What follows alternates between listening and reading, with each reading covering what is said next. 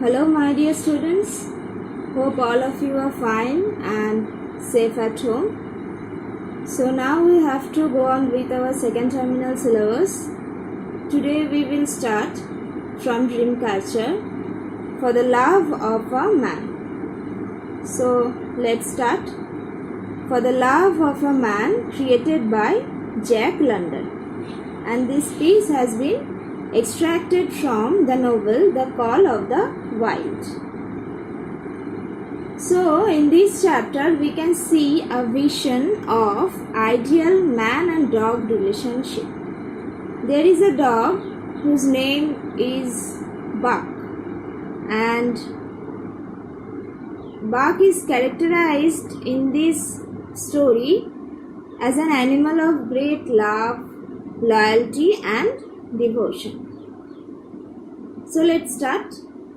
Buck is a huge, powerful dog that has been stolen from his home in sunny Santa Clara, California, and sold multiple times before he reaches the bitterly cold Yukon region of Canada. He is very ferocious and becomes the leader of a pack of sledge dogs, but is still treated badly by his owners. He is finally rescued by John Thornton, who treats him well and takes care of him.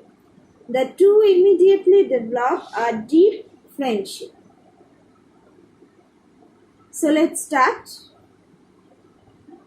When John Thornton froze his feet in the previous December, his partners had made him comfortable and left him to get well, going on themselves up the river to get out a raft of saw logs for Dawson. Dawson is a place of Canada. He was still limping slightly at the time he rescued Buck, but with the continued warm weather, even the slight limp left him. And here, lying by the river bank through the long spring days, watching the running water, listening lazily to the songs of birds and the hum of nature, Buck slowly won back his strength. So, the previous winter, Thornton had frozen his feet, and his partners had left him behind to recover. So, why was Thornton left behind by his friends or by his co-travelers? He was left to recover from frozen feet. And there he rescued Buck, the dog.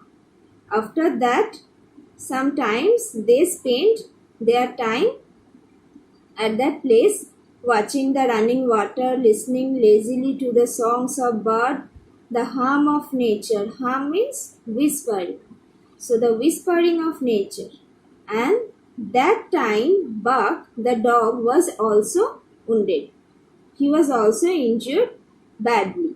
So by that time, Buck slowly won back his strength. Buck was also recovering as well as Thornton was also recovering. A rest comes very good after one has travelled 3,000 miles, and it must be confessed that Buck waxed lazy as his wounds healed. His muscles swelled out, and the flesh came back to cover his bones. For that matter, they were all loafing. Buck, John Thornton, and Skeet and Nick, waiting for the raft to come that was to carry them down to Dawson. So, their destination was Dawson. And there was Thornton, John Thornton, Buck, Skeet and Nick. Skeet and Nick are the other two dogs. So they all of them were waiting for the raft, for the float or raft, which will come and carry them down to Dawson.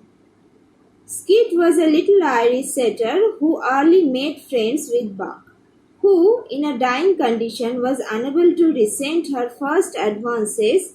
She had the doctor trait which some dogs possesses, and as a mother cat washes her kittens, so she washed and cleansed Buck's wound.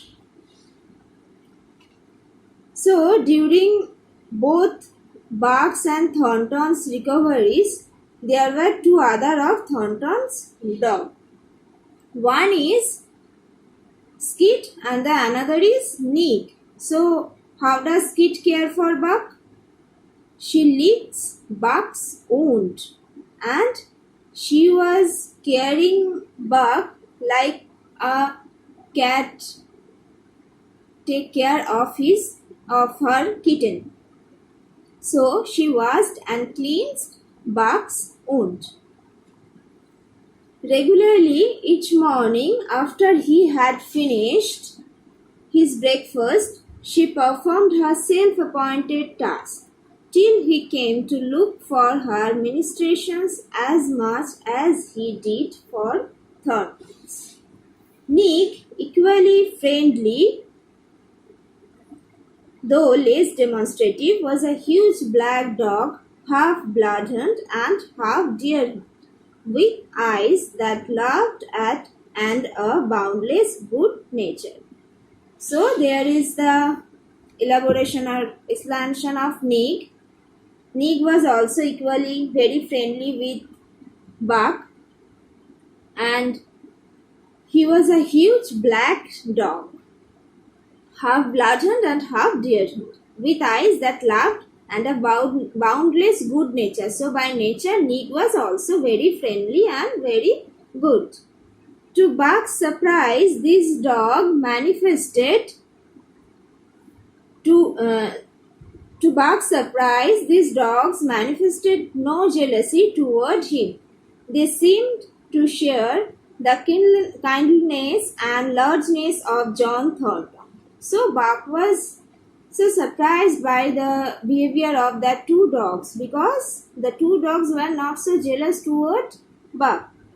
They seemed to share the kindness and largeness of John Thornton. As Buck grew stronger, they enticed him into all sorts of ridiculous games, in which Thornton himself could not forbear to join. And in this fashion, Buck roamed through his convalescence and into a new existence. Love, genuine passionate love, was his for the first time. So, here the other two dogs, Kit and Nick, was ready to appoint Buck in their ridiculous games. And by the time Buck can see the love, the genuine passionate love for the first time. So for the first time he can see the love. This he had never experienced at Judge Miller's. Judge Miller's. Who was Judge Miller? Judge Miller was the previous master of Buck.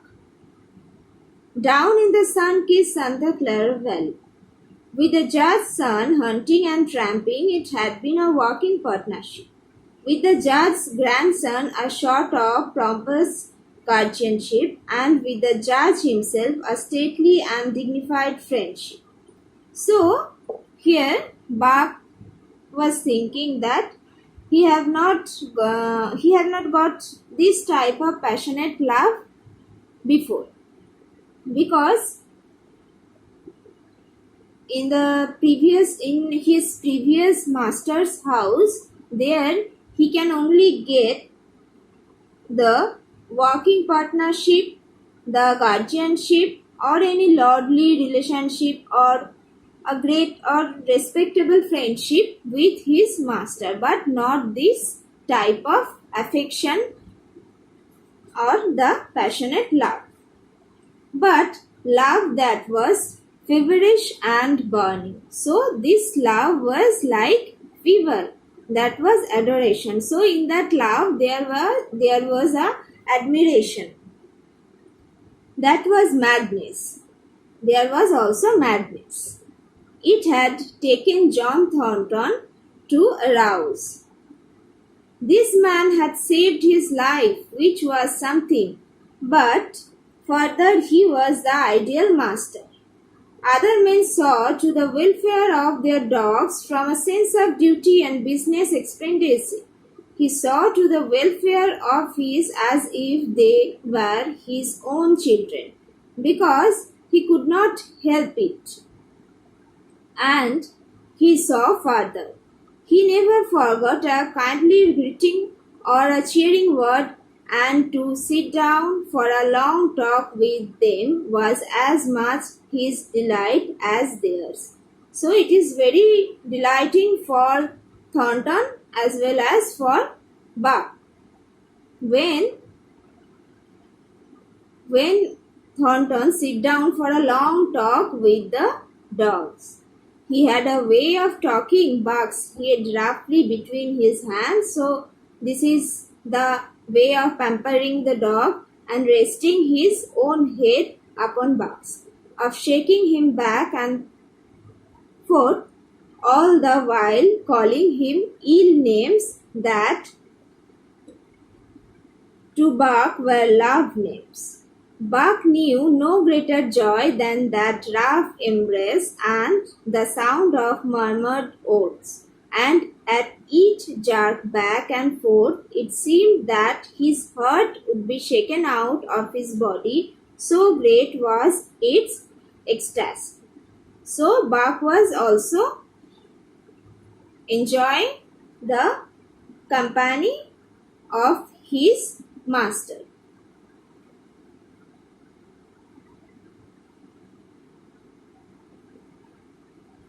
And when released, he sprang to his feet, his mouth laughing, his eyes eloquent, his throat vibrant with unuttered sound, and in that fashion remained without movement. John Thornton would reverently exclaim, "God, you can all but speak." So, in this way, John Thornton tries to hear the unuttered sound of Buck. And that's why he exclaimed to God that you can do everything but speak. You can all but speak. Buck had a trick of love expression that was akin to her. So, by returning, Buck had also a trick of love expression that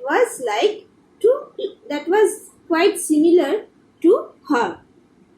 He would often seize Thornton's hand in his mouth and close so fiercely that the flesh bore impress of his teeth for some time afterwards. So it was little bit hurting for Thornton.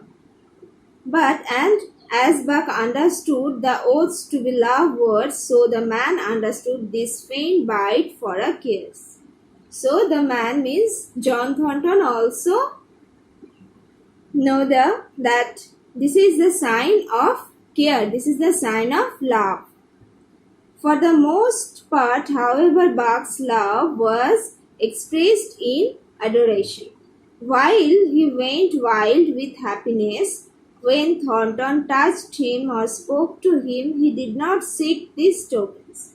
Unlike Skid, who was wont to shove her nose under Thornton's hand and nudge till petted, or Nick, who would stop up and rest his great head on Thornton's knee, Buck was content to adore at a distance. So here we can see that Skid and Nick was eager to getting pampered from their master. But Buck was not that content to adore. Buck was content to adore at a distance. But Buck was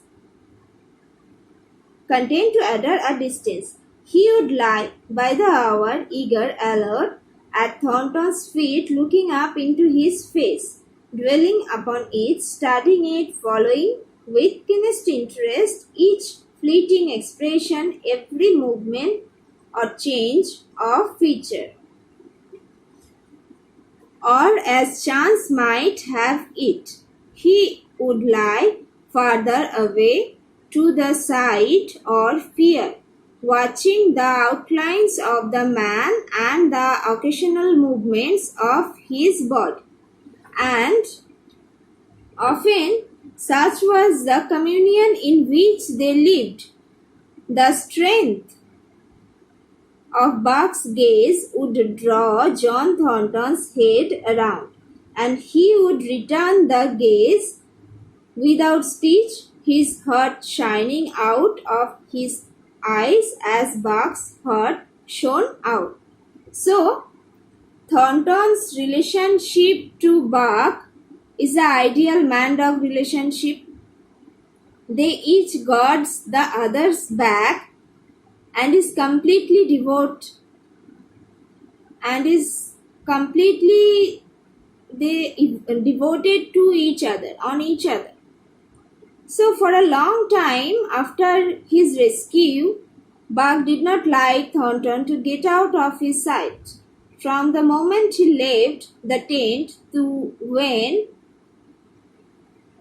he entered it again, Buck would follow at his heels. So Buck is quite uncomfortable when Thornton is out of his sight. But in spite of this great love he bore John Thornton, which seemed to bespeak the soft civilizing influence, the strain of the primitive which the Northland had aroused in him remained alive and active. So the primitive nature remained alive and active in him.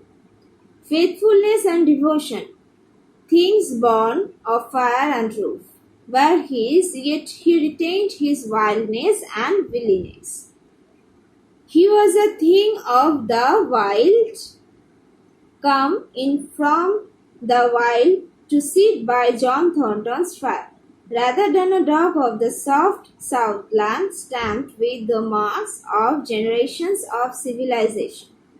Because of his very great love, he could not steal from this man, but from any man in any other camp he did not hesitate an instant, while the cunning with which he stole enabled him to escape detection.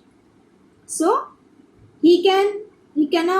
Buck cannot steal from his men, but Buck will not feel hesitate to steal from any other man's camp.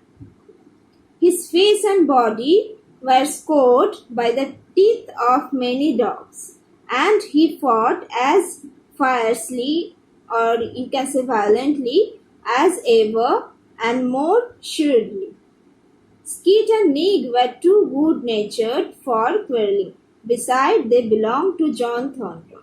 But the strange dog, no matter what the breed or valor, swiftly acknowledged Buck's supremacy or found himself struggling for life with a terrible antagonist. And Buck was merciless. He had learned well the law of club and fang, and he never forwent an advantage or drew back from a foe he had started on the way to death. So we can know some nature of Buck from these lines. What is that? So Buck never let go from any enemy whom he started on the way to death. So he will not escape from that field.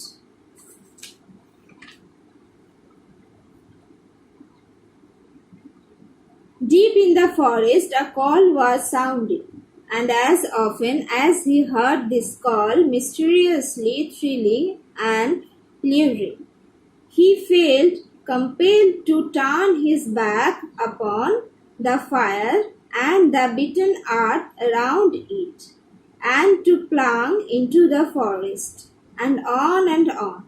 He knew not where or why, nor did he wonder where or why. The call sounding imperiously. Imperiously means in a superior way. You can see this in your word notes in the book. Deep in the forest, but as often as he gained the soft unbroken earth and the green shade, the love for John Thornton drew him back to the fire again.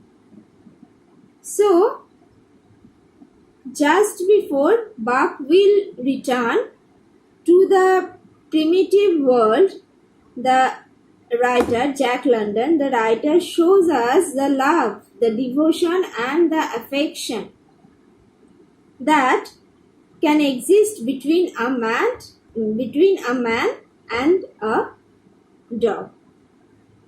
So, Buck is characterized as an animal of great love, loyalty and devotion also. Buck's life with his previous master, Judge Miller, was very calm and unchallenging. Though he loves his master Thornton, he feels the wild calling him, and the wild is calling him away from civilization and longs to reconnect with the primitive or the ancient root of his species. So,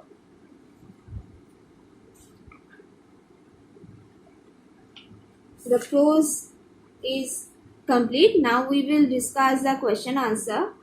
So, as we do in schools, in our classes, we will discuss the every question. I will tell the main points or the meaning or the main points, some important notes from the question's answer, and you have to take that notes, or you have to elaborate the answer by the points, as you know it from your school classes. So here you can't answer it. You are not able to answer it because it's online classes. So the first question: What do we learn of Buck's present condition? So, how was the condition of Buck at present? That means present condition means in his ideal master's house, or John Thornton, toward John Thornton. So, you know it very well. In each before starting each answer, you have to write the prose name and from where it extracted. So the first question, at the very first you have to mention the prose name and the author's name. What do we learn? Buck's present condition.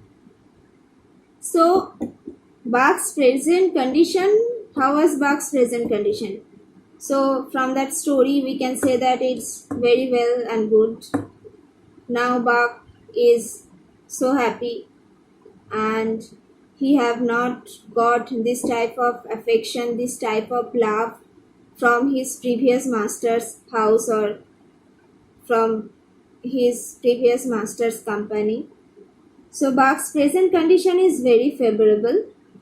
Now he gets the actual love, and now his relationship with his master is like the ideal man-dog relationship. There is no guardianship and there is no other stately friendship or any great lordly friendship. There is a actual ideal man-dog relationship. Question number 2. What was Skeet's role in Buck's recuperation? So, What was Skeet's role in Buck's recovery? How Skeet helped him for recovery his injury. So here Skeet's role was very lovesome and worthy. Skeet took care of him like a mother, and she washed and cleansed Buck's wound.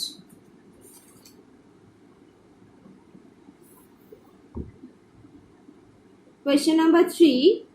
How was Buck's feeling for Thornton different from what he had experienced when he was with his previous master? So how was Buck's feeling for Thornton? So from this story we can know that the experience is different from the previous master to Thornton. So how was Buck's feeling? How it was different?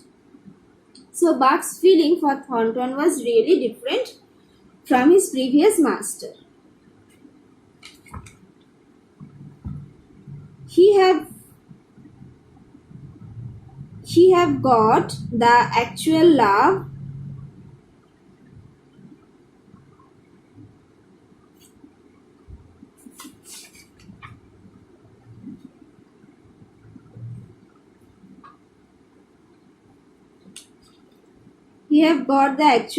or the passionate love from Thornton, and there was no working partnership or nor any guardianship. Their bonding lies on love, on real love.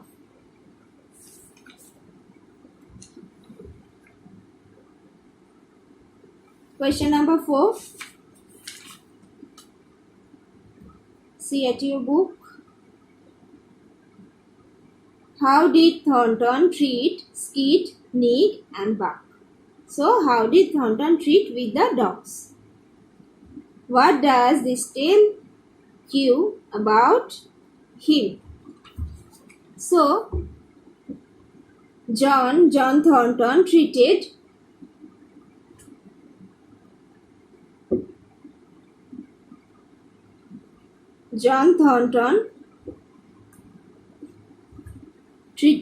the dogs really well compared to the others. These dogs were like his children, and John talks to them for a long period of time. It is almost as if Thornton understands what Buck or the other dogs says to him. So the relationship was very lovesome.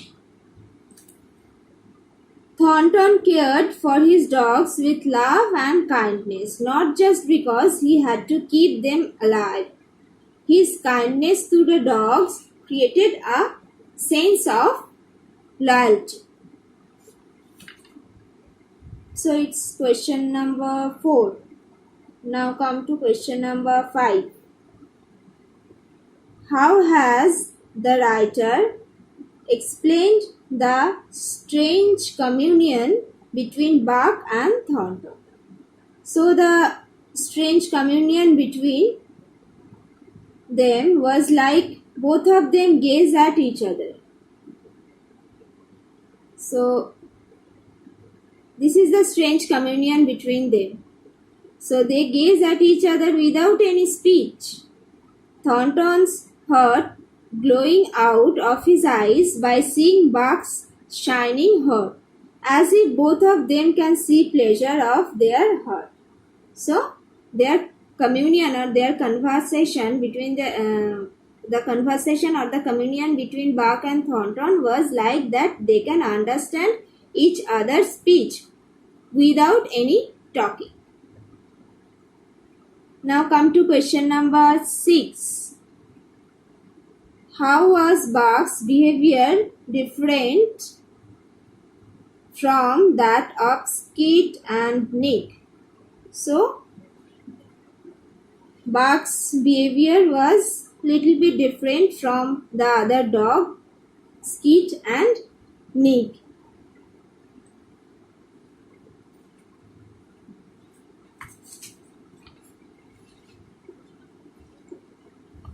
So we can say that unlike the other dogs, Bark does not force Thornton's attention upon him. Bark was not seek of attention, and Bark is content to lie at a distance, watching Thornton with love and admiration. So by this point, these are the main points in what I am saying. So by these points, you have to elaborate the answers.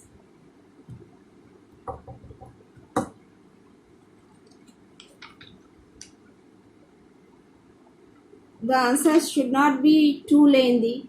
As you know, I have checked in your copies in the first term. So like that way you have to write it. Now question number 7. What do we learn about Bark's ability to steal? So Bark had a great love for his master. As we all know, for Thornton, he had a great love. And that is why he could not steal from his man. But from any other man in any other camp, he can do the same thing without any hesitation. And the skill of Bark, the skilled way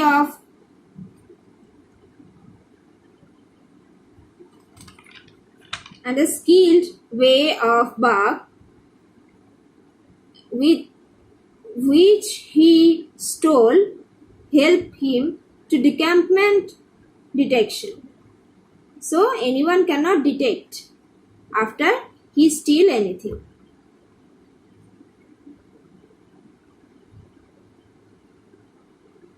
Question number 8. What strange feelings would often stir within Bark, and what kept him from responding to them? So, what strange feelings? The strange feeling is that the wildness, the call of the primitive world. His genuine love for his master. So Bark's genuine love for Thornton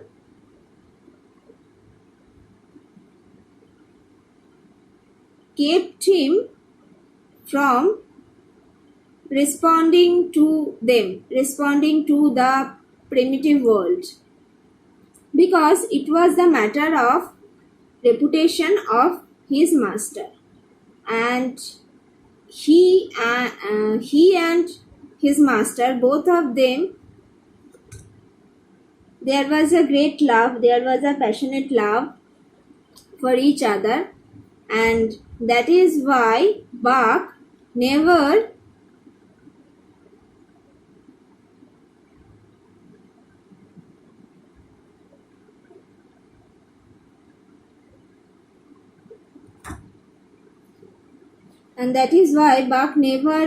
dropped down the reputation of his master.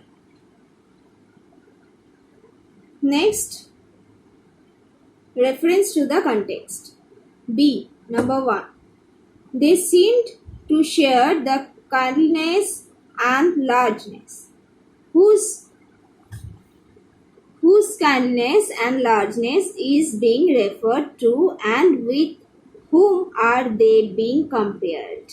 So, Skeet and Nick's kindness and largeness is being referred to, and it is with Bark whom they are being compared.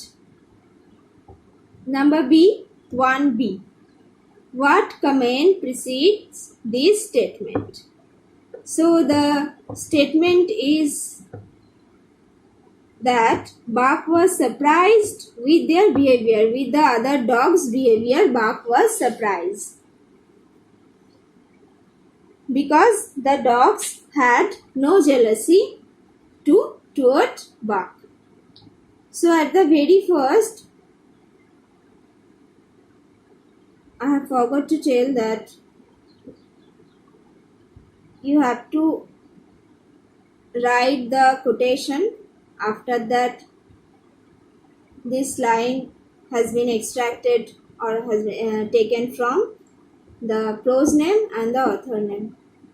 After that, number A, and you have to start the answer. So number B over. Number C. How is this statement explained?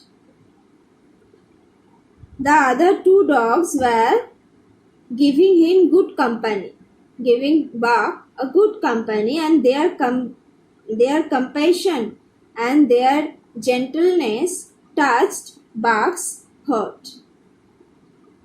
Number D. What thoughts came to Buck's mind in this context? So the thoughts came to Buck's mind in this context was the experience at his previous master's house, which was not so, which was not so adequate or gracious for Buck. Next, number 2. God, you can all but speak.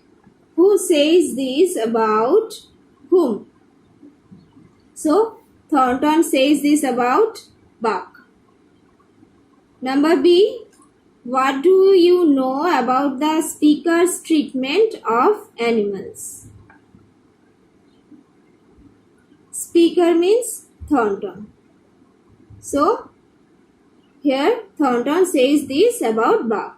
Because when Buck and his present master, the ideal master, John Thornton, exchanged their love, Buck's throat vibrant with some unuttered sound.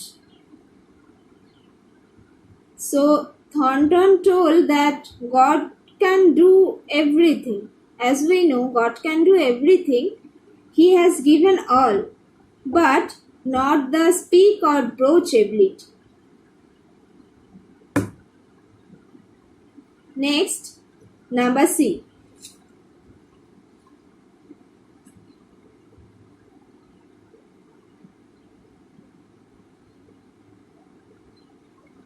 Sorry, it's number B.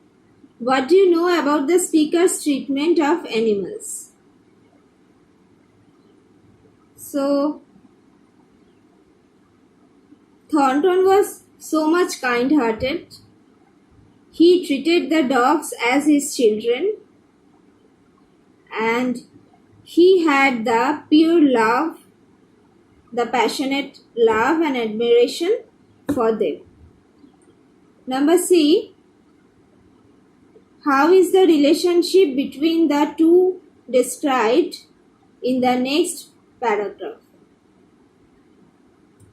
So, there was a very strong connection between them, between Buck and his master. There was unconditional love, and we call this a philosophy of ideal man-dog relationship. Now, 2D. Mention two adjectives that would describe the speaker. That means, who is the speaker? Thornton. So, two adjectives that would describe the speaker. So, you can put any suitable adjective here, like kind-hearted, compassionate, open-armed, gracious. You can put any other adjective also. I am just giving some examples. You can put this or you can do it in your own. Next, number 3. Buck was content to adore at a distance. Whom did Buck adore? Thornton. With whom has Bach been compared in this context? With whom has Bach been compared in this context? Compared with the other two dogs, Kit and Nick. Number C. What do we learn from the comparison?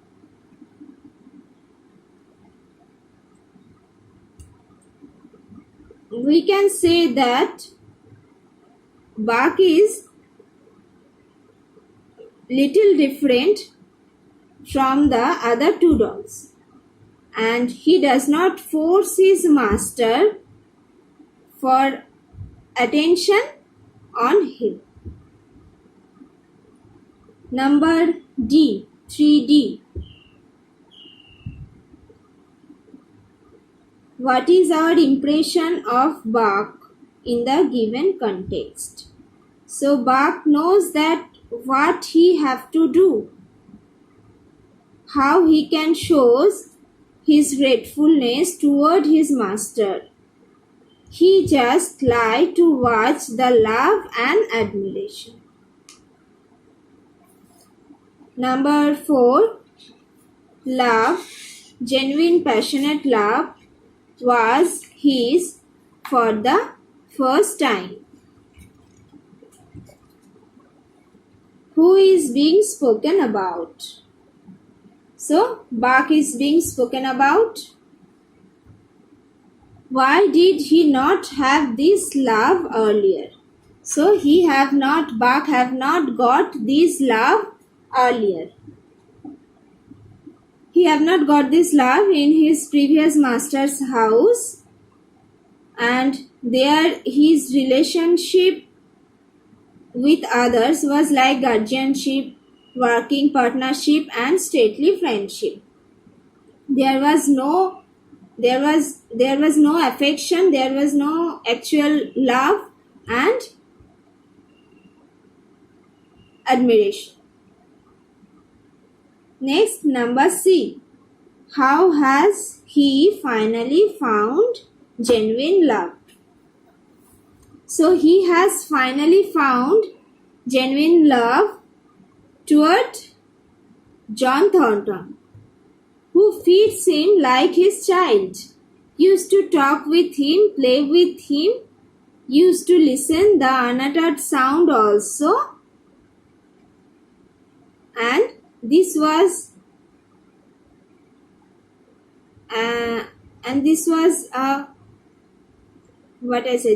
completely unconditional love between them. Next, 4D. What do you know about the relationship between the two who love each other? So the relationship between Thornton and Bach. So their relationship was the ideal man-dog relationship. They always ready to help each other, and they guards the other's back in any moment or any time, and both of them are completely devoted to each other. So these are the main points. I have just given some clue, and you have to elaborate the answers by using these clues or points. And don't make the answer so lengthy as many of you do in your class. I think I have corrected that. So this much for today.